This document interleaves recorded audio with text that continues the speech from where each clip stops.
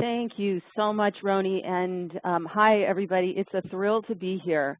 I assume that because we're talking about innovation here, all of you have some sort of innovations in mind, and I wish I had time to sit down with each one of you and hear what they are, because that is always so exciting and so interesting to hear kind of people's ideas about innovation and where they want to take the world.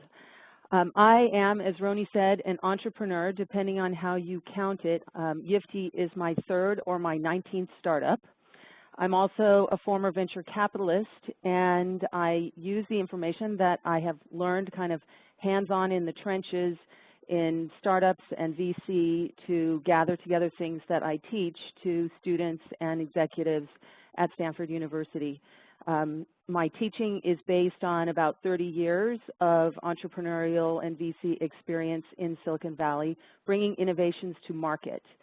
So this presentation is about sharing those observations, offering some insights, and actually I would like to give you some really actionable tools that you can use to figure out how to bring your innovative ideas to market. So without further ado, let's go. So as I said, I've had the pleasure of being in Silicon Valley surrounded by innovation and IT for about 30 years. And when you think of innovation, you often think of technology and the web and green tech and life science technology, but there are also a lot of other kinds of innovation. Innovation is a really, really broad topic. You may not be contemplating the next big internet-based startup, but you might be thinking about innovations in distribution channels, different ways to get your products to market. You might be thinking about innovative new pricing models or marketing programs or packaging. All those things are innovations, and all of them require thinking through kind of what is this market all about and how can we efficiently understand our competition and leapfrog them and do a better job of knowing who our customers are. So let's talk about a few of these innovations just to get started and get those creative juices flowing.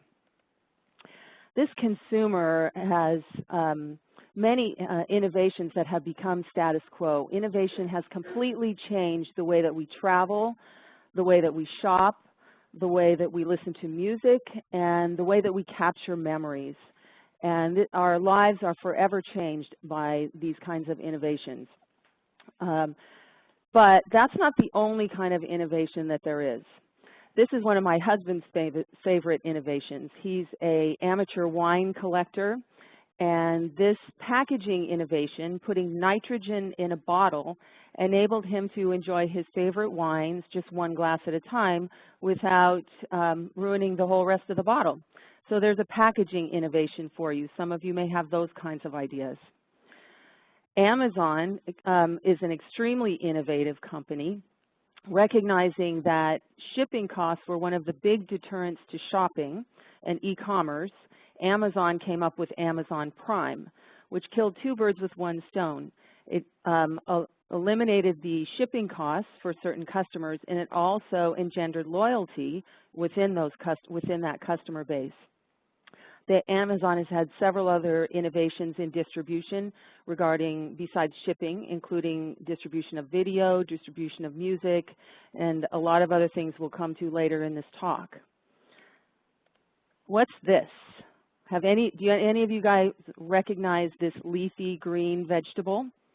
Well, this product might have been found only in some real high-end health food stores not too long ago until some creative genius marketing people got hold of it and realized that kale is extremely valuable for its antioxidant and anti-inflammatory capabilities. And they managed to make this what used to be maybe a decorative plant in your garden into something that is in every grocery store and about almost as popular as lettuce these days. That is what I would call a huge marketing innovation. But not all innovations make it. How many of you have one of these in your kitchen? Yeah, me either. So we want to talk about how do we make sure that your innovative ideas can become status quo instead of go the direction of the knife that toasts bread while you slice. Or this, even with a really great brand, some innovations don't really make it. Ladies and gentlemen, have you tried the legendary Harley-Davidson cologne? Would you try this? Apparently no one else did either. So I'm not sure that the image of a rough, tough biker, hardcore biker, correlates to how you would really like to smell. So you got to really be thinking about who your customers are. And some of you may be old enough to remember this marketing innovation that didn't quite hit the mark. Well, Coke is an amazing marketing company and certainly did their homework with respect to their customers and customer demand. They missed the mark in terms of understanding what their competition would do in seeding the press with some negative feedback and a minority of customers that didn't care for this new product. And as a result, consumer sentiment took over, and new Coke in 1985-86 didn't make it. And Coke was left to go back and reintroduce what is now known fondly as Coke Classic. So how can you avoid having your innovations and your products, whether you have a great brand like Coke and Harley-Davidson or not, how can you get those to market? Well, that's what we're going to talk about. But before we go there, let's look at some of the business-to-business innovations. So what works? Obviously, here's another Amazon innovation that has been hugely successful. Amazon Web Services is a pay-as-you-go IT department, basically, that enables the SaaS industry and the SaaS business model. So rather than going out and buying hundreds or thousands of servers from the major hardware providers, you can just pay as you go. And this innovation has completely revolutionized business-to-business computing. Now, I worked at Sun in the late 80s. Sun was an extremely innovative company that managed to leapfrog its competitors by building better, faster, cheaper computers back in the 80s and 90s. So how did they miss this major trend to kind of pay-as-you-go computing? Those are some of the things that we want to avoid. Another industry that's completely changed due to innovations is the advertising industry. We've gone from print to online ads to contextual advertising to social advertising. So I had the privilege of working in a company in the early 2000s that discovered a way to capture a consumer's interest while they were surfing in the, say, on the cooking site and looking for recipes for sloppy joes like this one here, and follow that consumer when she went to the fashion site, knowing that she was interested in cooking and recipes, being able to deliver content to her that she would be interested in, even though she wasn't on the page where she started. So that revolutionized the advertising industry from advertising to pages to advertising to people. And what we've seen from there is that has become increasingly annoying as these advertisements follow us from place to place. And now brands are having to be more engaging and more authentic and communicate more with consumers in the social arenas like Facebook, LinkedIn, Pinterest, and others, and communicate with them authentically.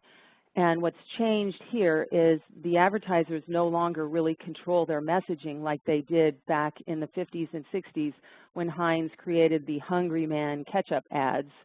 Now brands are having to communicate with consumers the way that those consumers want to be communicated with. It's a completely different thought process. It's a completely different way of working with customers and communicating, and all because of these major innovations that have been brought to market and changed the industry.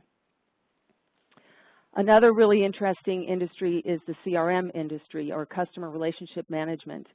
I was one of the early employees of Clarify back in the early 90s, where we came up with a system that allowed us to track customer issues and solve their problems efficiently and effectively. And that company was really focused on customer satisfaction. That was our whole goal back then. And we managed to build a billion-dollar company solving those problems for customers. But we're superseded by others who followed us in the industry, like Siebel Systems, that took what we did at Clarify to the next level, focusing on Salesforce automation. They were then superseded by Salesforce.com, which took all that functionality and delivered it in a SaaS model, how customers wanted to buy things. And now we're looking at what the next phase of that might be. Maybe some of you are working on innovations for customer loyalty and bringing us kind of right back where we started from, focusing again on customer satisfaction and how to build those long-term relationships with customers. Likewise, the human resources industry has evolved quite a bit. It's not rocket science to understand that happy employees mean happy customers, mean a greater amount of creativity and innovation in your companies. And having employees that are engaged and excited about coming to work every day and creating new things that are going to help propel that company, your company forward, are how to retain your competitive advantage. So the human resources industry also has evolved from tracking administrations and benefit to the next generation that allowed companies like Yammer, SuccessFactors, both top-down and peer-to-peer feedback and social engagement, to the company that I'm currently started and am running called Yifty, which drives enforcement of company culture through thoughtful gifts that can be used to reward certain behaviors in the company with employee rewards, very simple employee rewards and recognition programs. And we hope that someday that will become one of the business innovation givens, just like PeopleSoft, Yammer, and others that I've mentioned. So we've talked about a lot of different innovations. There were a lot of things. We mentioned a few innovations that didn't quite make it, like the knife that toasts bread or Harley-Davidson cologne. Innovation in the end is a big gamble. And I spent 9 years in venture capital looking at all kinds of different innovations, business to business and consumer innovations. And there were 3 different aspects of a business that we considered. We looked at the team, we looked at the technology, and we looked at the market. So these different aspects of an innovation are weighted differently depending on what kind of business that you're building. For instance, if you have a cure for cancer, and there's definitely a market for that as long as you can meet the price points. A lot of companies make it because the team is an incredible team with great experience in bringing new innovations to market and the ability to weather the ups and downs of that path. But probably the area of these 3 things that's the least understood and the most often underestimated is what it takes to really understand a market. As investors, we knew that you have a lot of control over your technology, you have a lot of control over your team, you do not have a lot of control over your market. So understanding what's going on in the market and figuring out when is the right timing to bring this innovation to market and who to target, who to work with, that's the key to improving your odds in the innovation gamble. So that will be my focus for the rest of this webinar. And as I promised, I will leave you with several tools that will help you to understand your market and make the right decisions about your innovation going forward. So it's really simple. The bottom line, as this New Yorker comic says, is as an innovator, you need to be a visionary, you need to be a dreamer, but you also need to be a pragmatist. So as a pragmatist, before you put your product on the market, you need to find out, will it sell? So that's pretty obvious, right? So why do so many innovators and entrepreneurs fail. Lots of different reasons. The technology could fail. Turn out you can't build what you thought you could build. Often, well, not so often, but sometimes the team implodes. They find out this is just too hard, we can't work together, so let's stop doing this, I give up. But more often than those, the reason for failure is a lack of understanding of the market. And there are 3 common mistakes that innovators make with respect to understanding the market. Innovators, the first one is this. Innovators fall in love with their idea. They get so excited about it. I can't tell you how many times I've seen this. They get so excited about it. We would have these entrepreneurs, these innovators come to meet with us in VC, and they would go on and on and on about their products, and they would forget to talk about the customers. They would forget to talk about the team. They would forget to talk about the market. But nevertheless, those innovators often were funded. And the mistake they would then make is going off into their dark cubes and believing that because they were funded or because someone believed in them enough to give them, to finance their ideas, that they should go off and build that. So off they went into their dark cubes for 6 months or 9 months and built something and then brought it to market, and had several issues when that happened. They either build the wrong stuff, they deliver too late, or they completely miss the opportunity to build relationships with their early customers. So the first really common mistake here is that innovators fall in love with their idea and they talk too much instead of listening. The art of marketing is really about listening and about understanding your customers and where they're coming from. So rather than, as this picture illustrates, standing up and giving a PowerPoint presentation about what your products are, I want to see this. I want to see a conversation like these people are having. So it's about understanding where the customers are coming from and really listening and sometimes getting that hard news back that what you thought was fabulous doesn't quite hit the mark or doesn't matter to your potential customers. So much better to engage in conversation and listen. Okay, moving on to the second really common mistake that we see is that an entrepreneur thinks that bringing new products to market is about the product. And the reality is it's not. It's about the customers. Creating markets is all about customer need and understanding where they're coming from. So here's a trick question for you. What do customers care about? And had I known we had this little polling thing, Roni, I'd have built that in. So I'm guessing that you're thinking they care about return on investment. They care about ease of use. They care about quality. They care about all kinds of things about your product. And the reality is, think again. What customers care about is themselves. Customers care about their problem, and do you have a solution that solves their problem?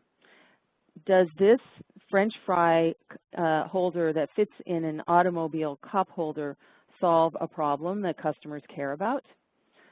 I don't think so. This customer cares about where does my drink go, what do I do with my hamburger when I have to stop the car really fast, and the French fries, they're still in the bag. So what you have to do is get out and talk to the customers and figure out what is their real problem. And this is where what I call the 3 C's come in. You need to demonstrate that you comprehend the customer's real problem. So that's the first C. Then you need to show that you are competent to addressing that problem or bringing that opportunity to fruition. And the third thing you need to show is that you care enough about solving this customer's problem or bringing this opportunity to this customer that they can trust you to do that for them. So the 3 C's are critical. And if you put aside your belief that it's all about the product and realize that it's all about the customer, there's a lot of ways that you can connect with that customer that have absolutely nothing to do with your product.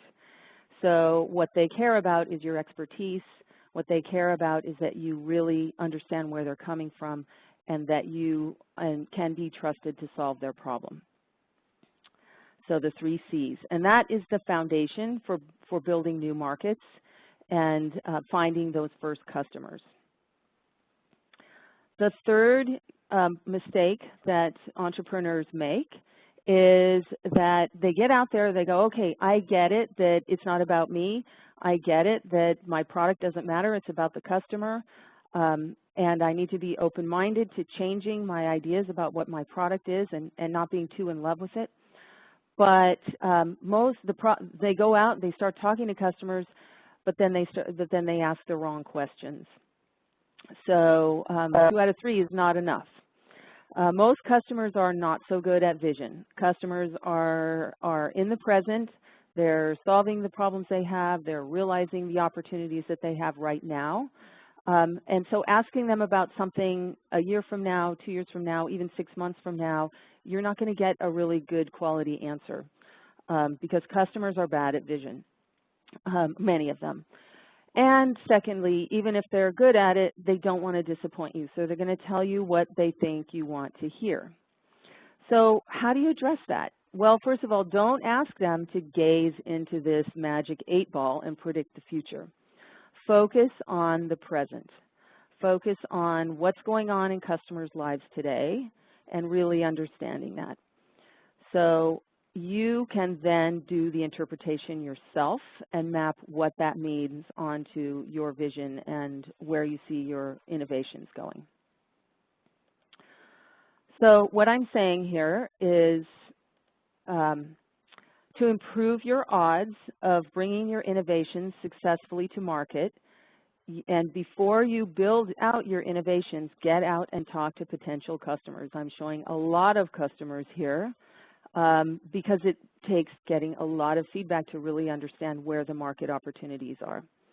What you need to do at this stage, before you even build out your innovation, is understand where the market is and where your sweet spot in the market is. So you need to talk to a lot of different customers and identify the very specific market segments and targets that are going to be the biggest opportunity for you and get you some successful reference accounts. So don't fall in love with your products too much. Realize that it's about the customer, not the product, and realize that you need to understand where they are today in order to have them adopt your vision of the future. So when you get out and talk to these customers, what is it that you need to know? Well, a lot of innovators go straight to the product. Of course, you need to know feedback on what is it that the product needs to be or the service. So, but it's not just in the big picture, what does this product need to be?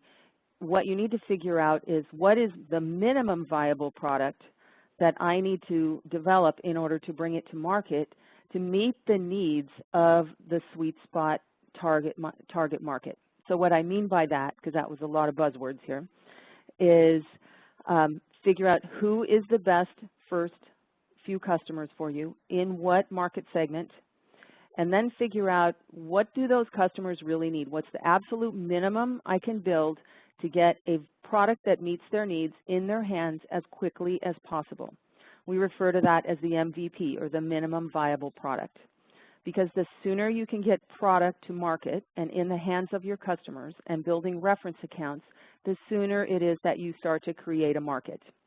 Because it's not a product that creates a market. It's not your advertising campaigns or your logos or things like that. It's customers that make a market. So you need reference customers to build a business and bring you other customers who become references, who build a bigger business. That's what it's all about. And that's where a lot of innovators and entrepreneurs stop. They figure out, okay, what's my product and who am I targeting? But they miss out on the first 4 or 5 different items on this list. So the equally important in getting out and talking to these customers is figuring out what's going on in the day in the life of a customer. So what are this customer's priorities?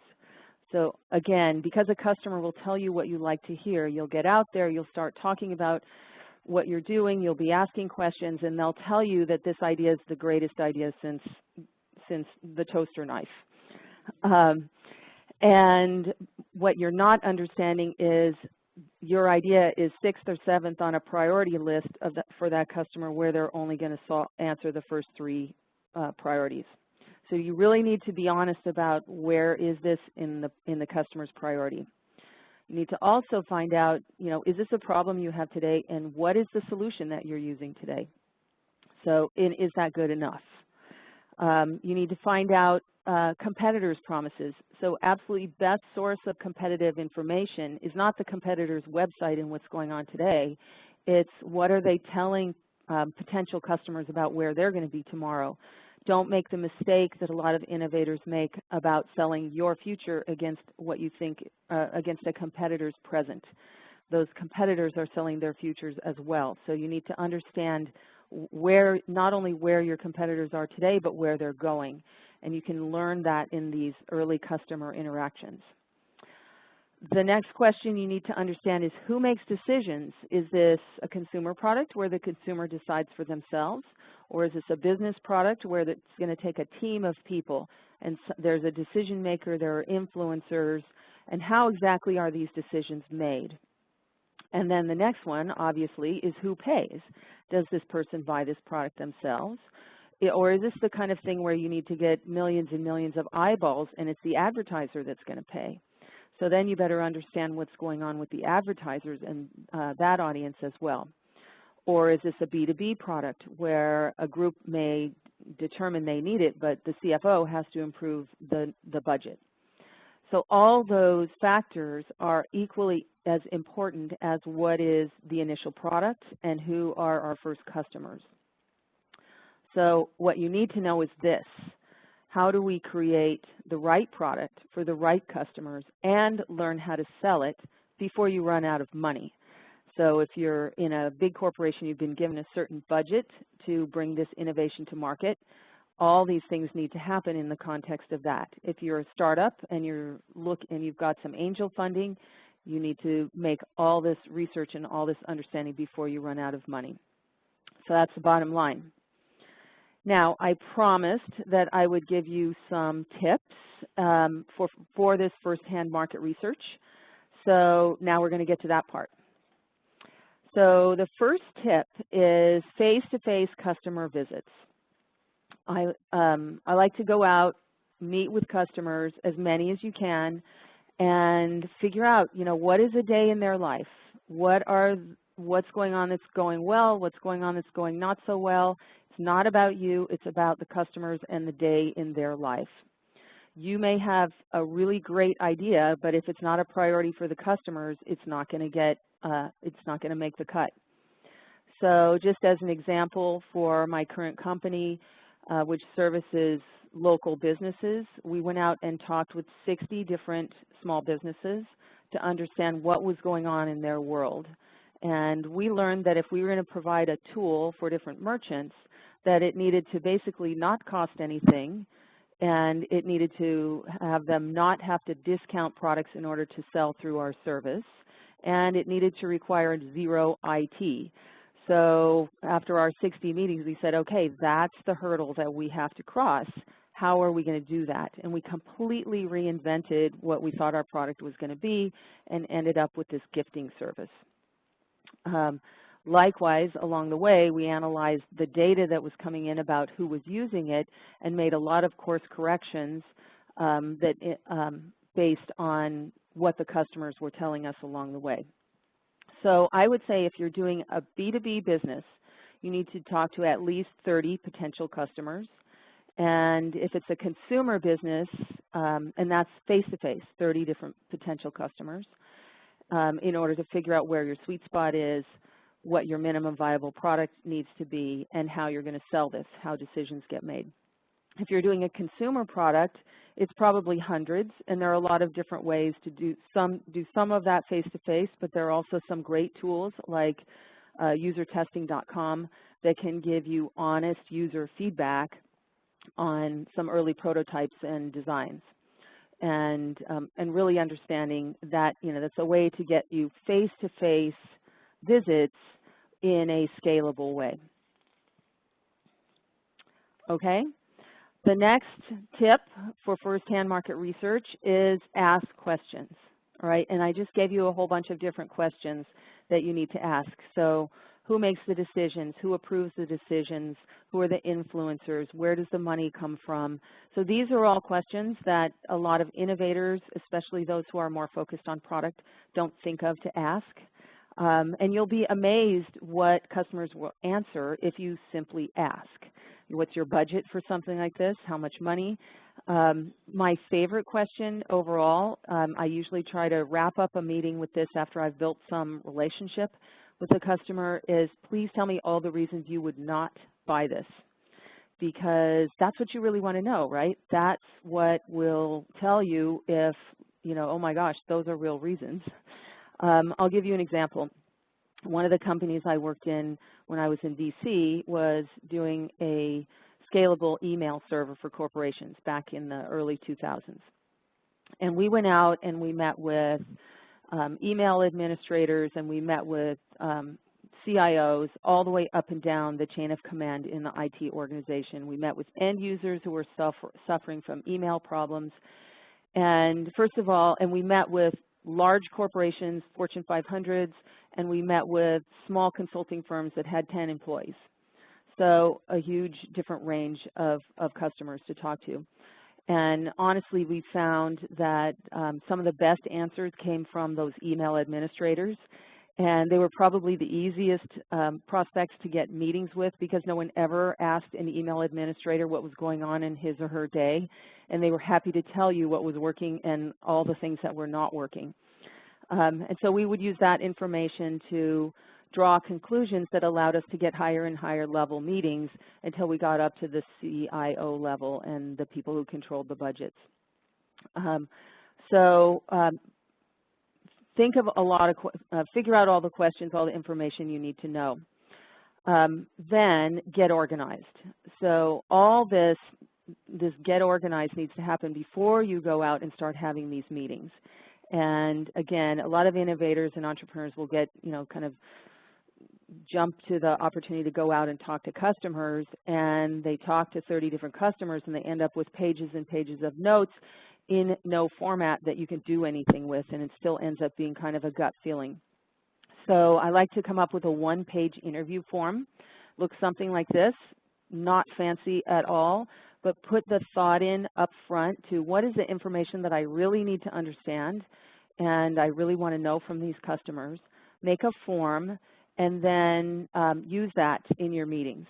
However, I would caution you, do not just go line by line down the form, because that's totally boring and you'll lose the attention of your prospects. Again, you want to engage them in a conversation, so you just kind of fill out the form as you go. And then as you're wrapping up, you can look at the form and go, okay, which ones of these questions did I not get any information on? You can go back, circle back, and fill them in.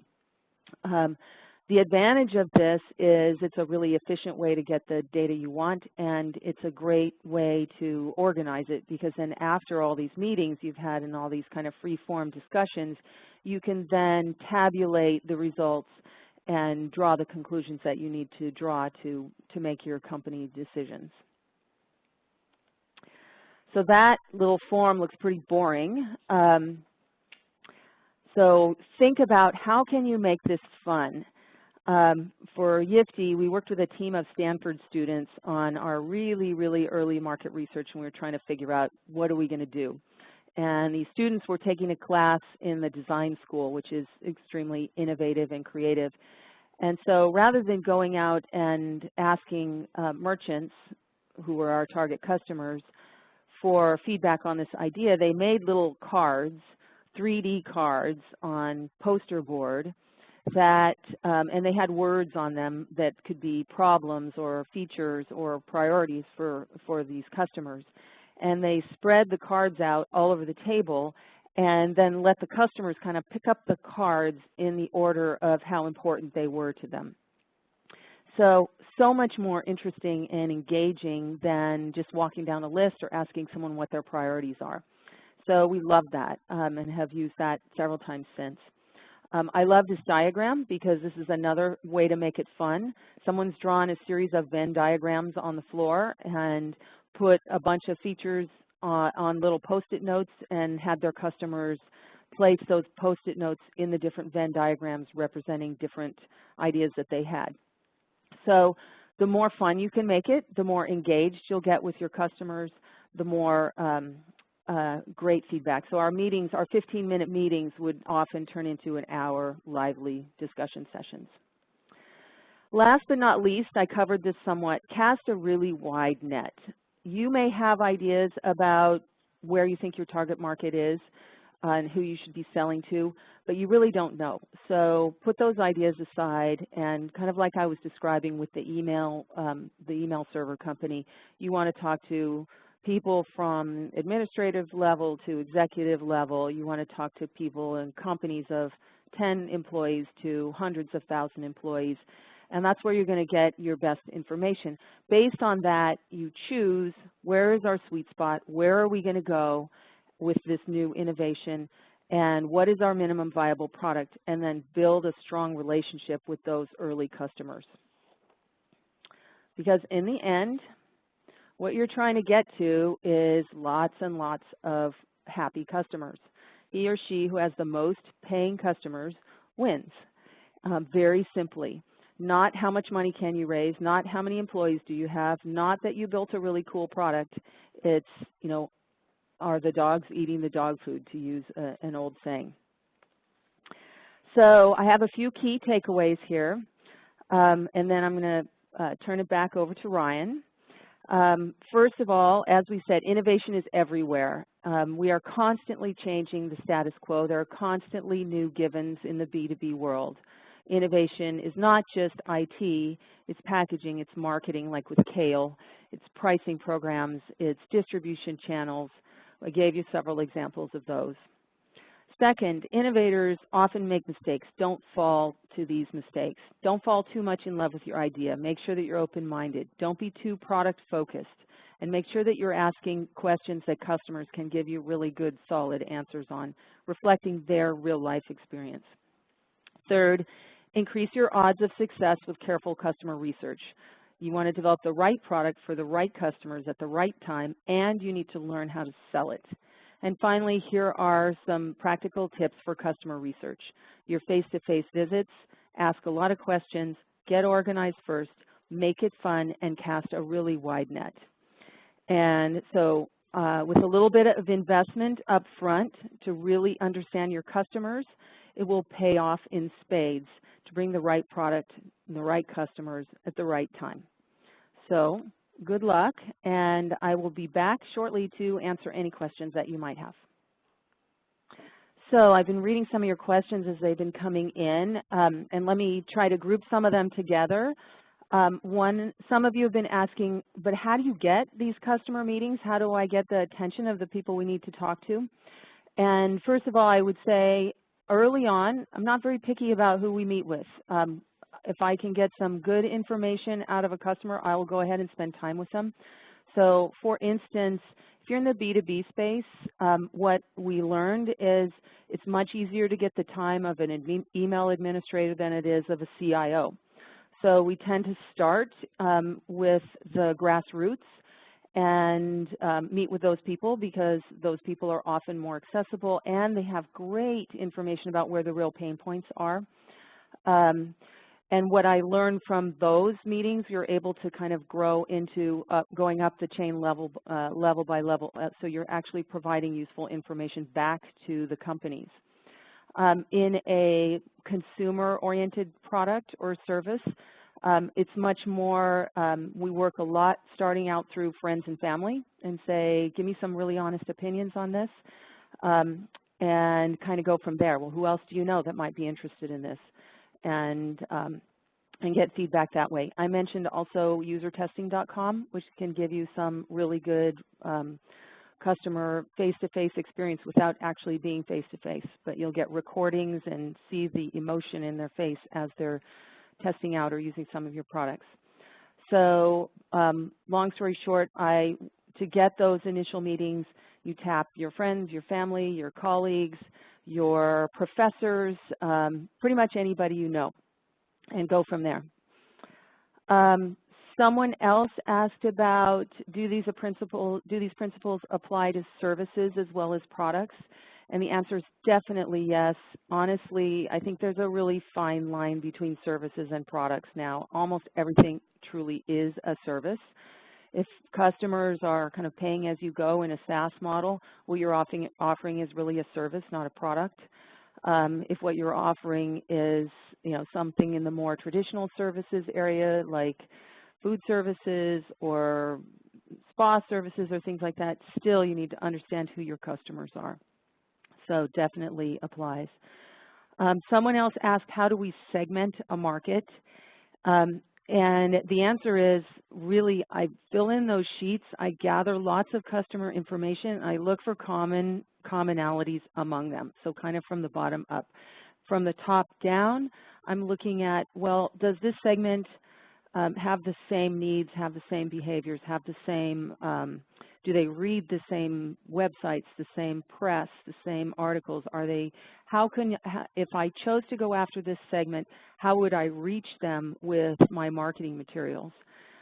What are the common requirements that they have? So typically you're defining segments based on demographics, psychographics, male, female, geography, a lot of different criteria that you would typically use to identify a segment. Someone asked to review the 3 C's. So simply, it is comprehend. Do you comprehend the customer's problem? Are you competent to solve that problem or deliver on that opportunity? And do you care? Because in the end, bringing a new innovation to market is about building trust with the customers who first adopt that innovation. So to build that trust, they need to believe that you comprehend, that you're competent, and that you care. Last but not least, I want to leave you with some references. People have asked, where can we learn more? Some people said some of the things that I've talked about sound a lot like the writings from Clayton Christensen. I love Clayton Christensen. His work is fantastic. If you want to understand more, I would suggest reading some of his work. I also am a huge fan of Jeffrey Moore and Crossing the Chasm, and there's a lot of great marketing, really practical marketing advice there about how to bring new innovations to market. So I would highly recommend those 2 authors in particular in the area of bringing new innovations to market. We have someone asking about, do these principles still apply in a mature market, and how would they apply? So generally, an innovation is something that's new. So I'm assuming that it's a mature market, but your innovative idea is something that's different. So so yes, it definitely applies. You're looking for what's different about what this innovation is, and how is that different than what's been going on for years and years in a mature market. What else? One more question about someone who's worried what would happen if they talk too much about their new innovation and it gets stolen.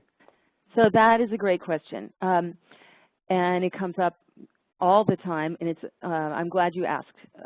So the answer is, be careful that what I said is figuring out who your customers are is more about listening than talking. Demonstrating the 3 C's, that you comprehend, that you're competent, that you care, also is more about listening than talking. So rarely does a customer care about your secret formula or your patents or how you built whatever it is that you're building. They care about themselves. You don't have to tell them all your secrets. It's more about showing them that you understand how you can solve their problem. So if you switch your mindset to listening instead of talking, you're not really giving away all your big secrets.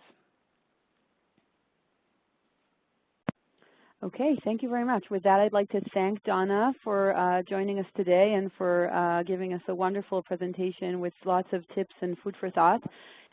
Thank you again for joining us. Have a good day.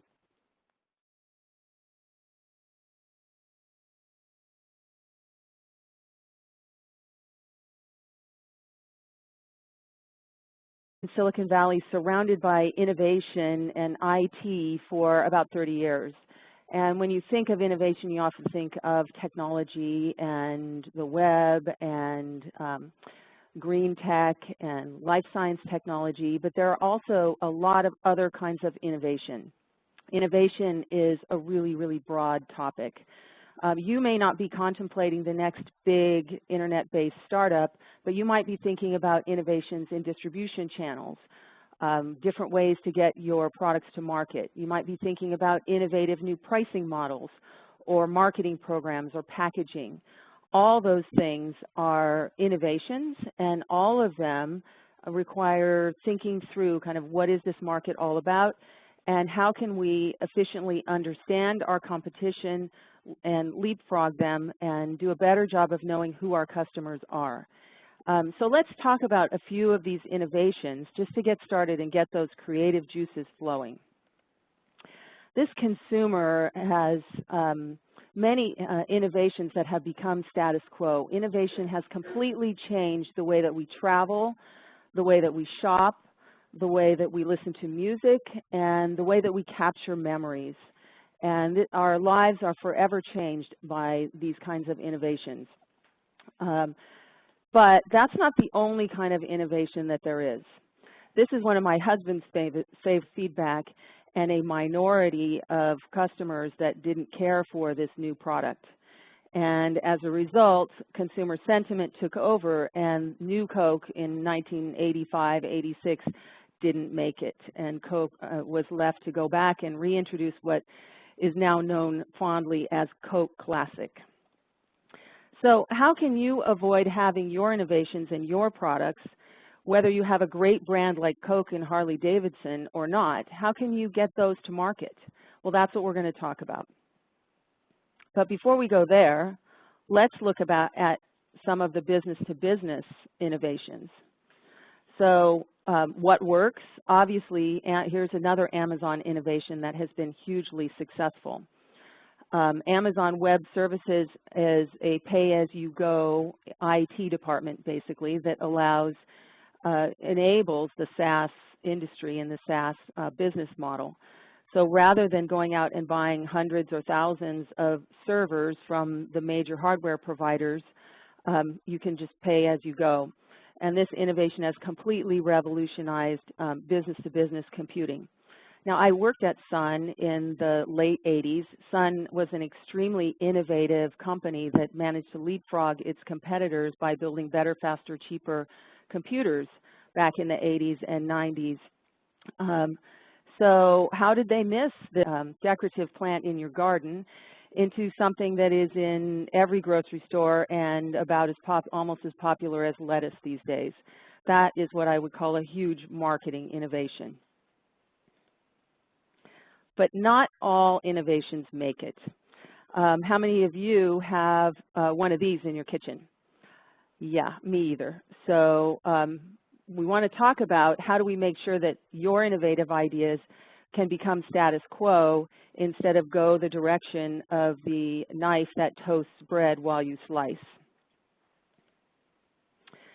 Or this, even with a really great brand, some innovations don't really make it. Ladies and gentlemen, have you tried the legendary Harley-Davidson cologne?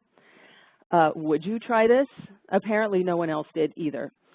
So I'm not sure that the image of a rough, tough biker, hardcore biker, correlates to how you would really like to smell. So you got to really be thinking about who your customers are. And some of you may be old enough to remember this marketing innovation that didn't quite hit the mark. Well, Coke is an amazing marketing company and certainly did their homework with respect to their customers and customer demand. They missed the mark in terms of understanding what their competition would do in seeding the press with some negative